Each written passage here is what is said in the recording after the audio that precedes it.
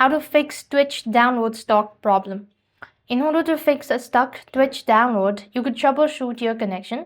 That means a reset, a restart, a router, or use a LAN cable. Now, first thing first, you could go to your settings on your device and check for the internet or network that you're connected to.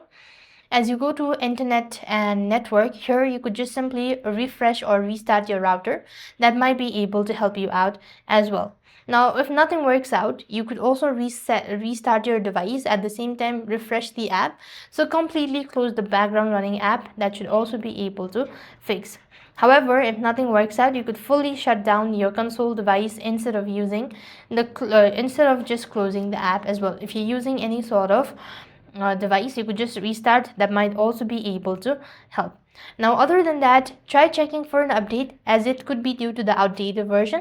So go to your respective app store, type in Twitch on the search bar. As you type in Twitch, you could just go ahead and update the app. That should be able to help.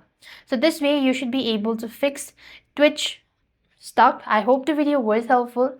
Make sure to like, share and subscribe. Thank you for watching. See you in the next video.